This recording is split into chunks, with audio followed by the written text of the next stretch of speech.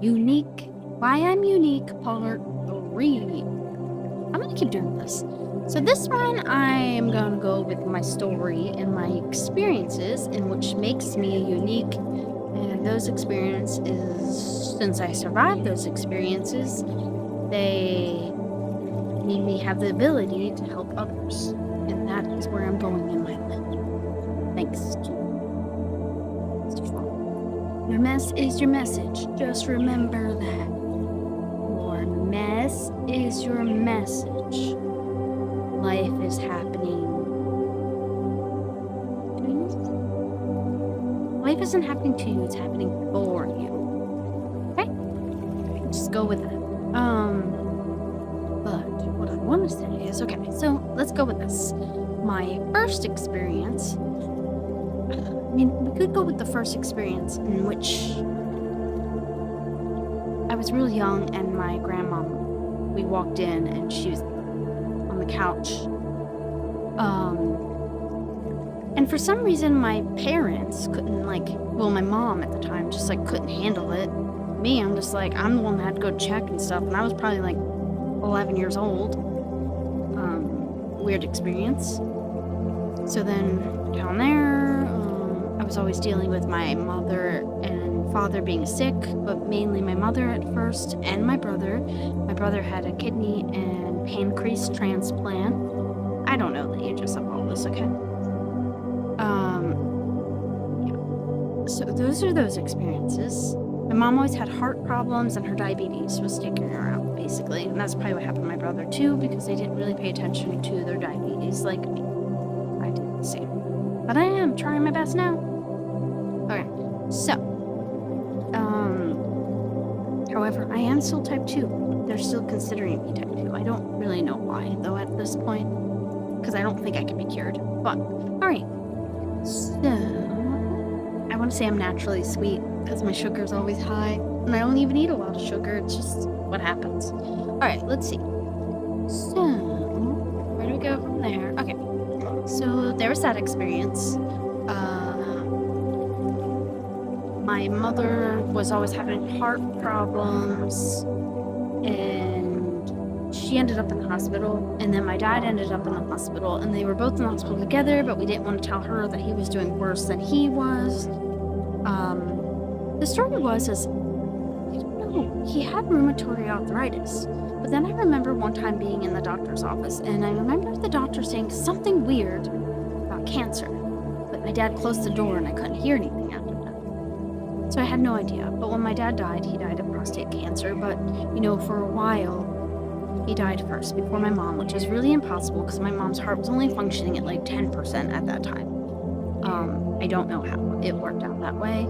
Sadly, it was pretty terrible because I always thought my dad would be alive longer than my mom. Honestly, he planned that. He would be we'll live together, I'll help you get a place. It was all this stuff. So then from there, he died. My mom was also really sick, he died in December, January, February, March.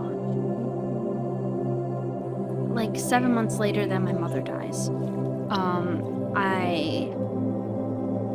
She was on hospice, so we kind of knew she was deteriorating, so I was there. My friend happened to wake up and leave. And after she left, I saw my mother's spirit, climb up the wall in light and go out the window. Shooting star. It was really crazy experience. So I dealt with parent loss for a really long time of my life. I had 10 years of, I thought maybe it was free. I don't know why, but I for some reason believed I was free of anything bad happening. I don't know why I believed that for some reason. So then, I had 2 cats, I got a dog, I had a bunny, I had a turtle, I got my own place after my parents passed away. Yeah. Then February 1st, 2019, I think. I don't know. I blocked it out of my mind. I'm coming home from work. I get a call that my house is on fire, and all I cared about was my pets. I'm trying not to cry. This was, I don't really like bring this stuff back up. I got to the house, there was fire trucks everywhere. All my pets were dead. Every single one of them. Which was probably the hardest thing. And you know what though? In that experience, as it's happening, I'm still like logical or something. Like I can't explain it. I knew my life was ruined at that moment. I knew I died that day. I died in that fire. Towards the end, they were like, "Do you want to say goodbye to your pets?" And they were all laying in the backyard, and it was freezing out, and they were all just like laying there, laid out on the ground. If you really want to know the story of what I experienced, which makes me pretty unique that I have survived this tragic loss. At that moment, I had to go to the hospital because I wasn't okay. And then I had to go to the hospital again like a week later. I cleaned out my house with my friends, which was really difficult. I don't know if you know what soot is like. I didn't even care about wearing a mask at that point. I just wanted to get whatever I could out, which is another issue. I still have that all piled in a storage that I never even touched, and I don't know. We won't talk about that. That's a whole issue that I don't know what will happen one day. But